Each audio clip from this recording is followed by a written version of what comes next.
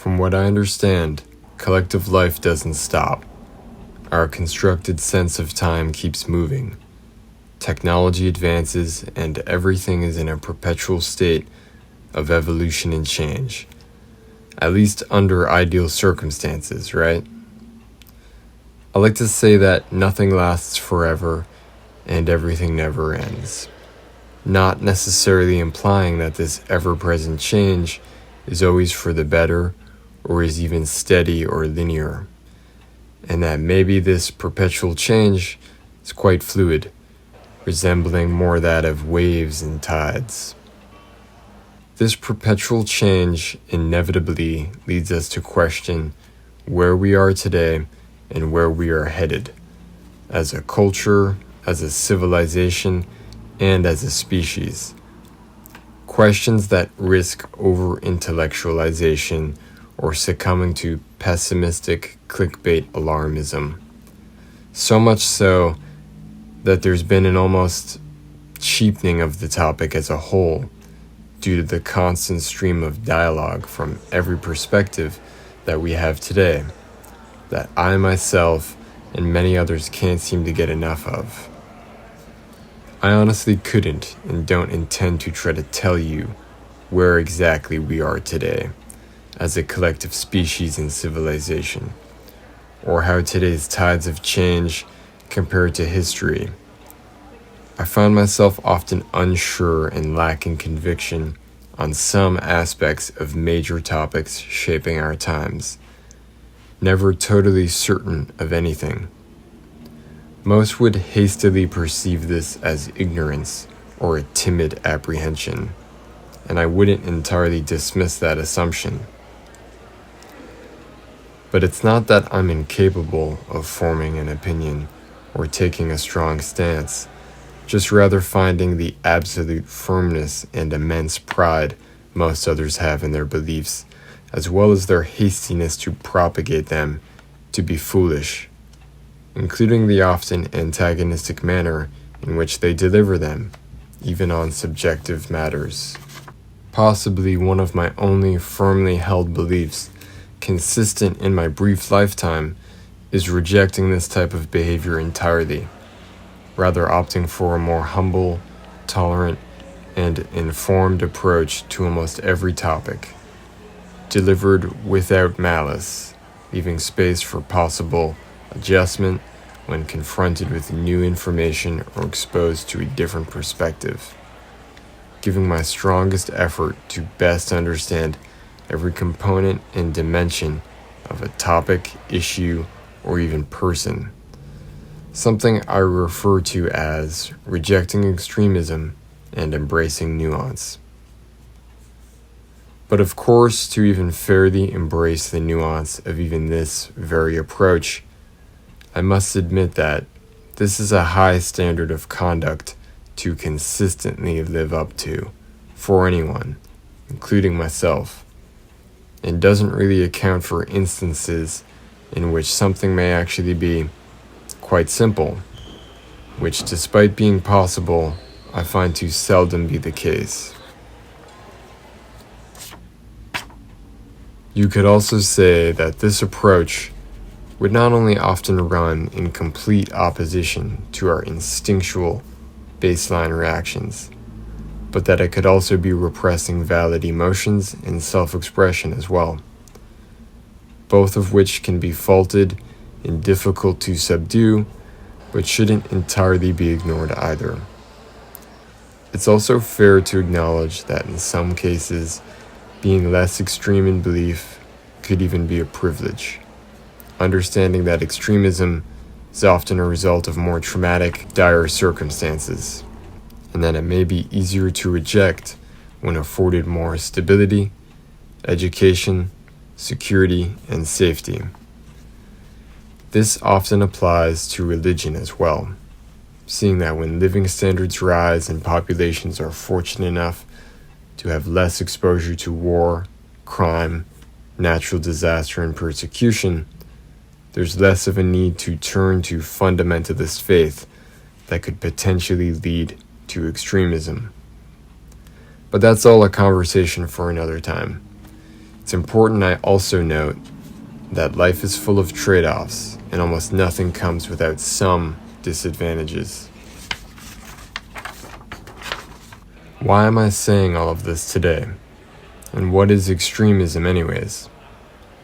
Well, first, I would define extremism as strongly held beliefs, rooted more in personal bias and emotion than in logic and reason, with almost complete intolerance to differing views or perspectives, often simplistic and expressed aggressively.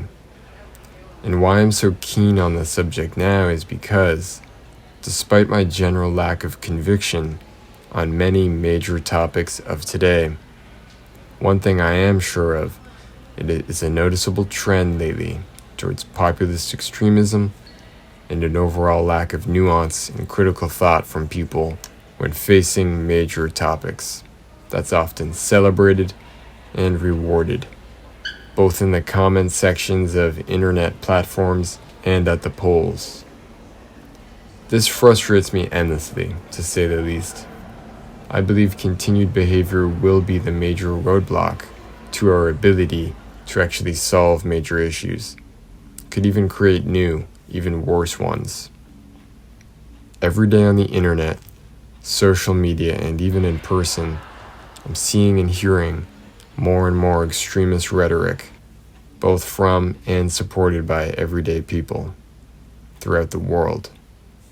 This trend towards extremism is understandably in part a result of recent global crises, such as the COVID-19 pandemic and various ongoing violent wars and conflicts, some of which are entirely fueled by and originate in extremist beliefs themselves. These crises have not only intensified pre-existing tension, but have also created a level of human suffering, migration, and overall uncertainty maybe not experienced any time recently. And of course, all coinciding with the inevitable social and technological change and advancement mentioned earlier, all of which merit and are rightfully so getting their own nuanced discussions elsewhere. Of course, some of this behavior can be intended quite humorously, and may be a sort of overreactive backlash to the oversensitivity of recent times. But I fear that much of the rhetoric and behavior I'm witnessing isn't entirely that. It could maybe be more serious. I admittedly have and will take part in and entertain jokes about serious social, political matters myself that could be considered insensitive or even extremist, that I admittedly enjoy. So I don't want to be hypocritical. Also, there's often a healing and optimistic component to humor that I don't want to stifle either. I'm typically not one to be overly precious or police speech, and I understand that attitudes can and definitely have gotten too sensitive before. That's not my desired outcome either. But this is the first time in my life I've seen enough extremist rhetoric reach such a point of mass acceptance and approval that I feel I have to say something. I genuinely care a lot about our society, civilization, and culture, including the progress of it and all of our coexistence within it. And any threat to that I take seriously.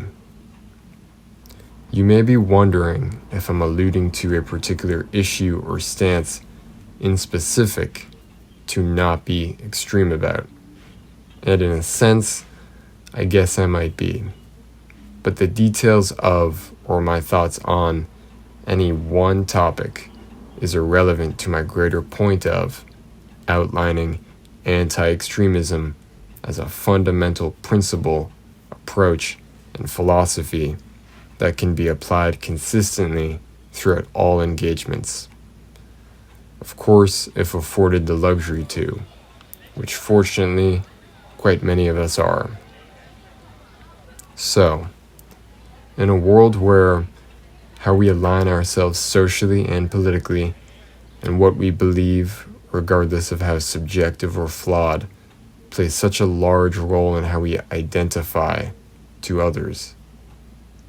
I, as an equal peer to everyone, but especially towards younger generations like my own, and more importantly, to those in power, the ones that are in large part to blame for why so many people feel they are left with no other choice but to be extreme.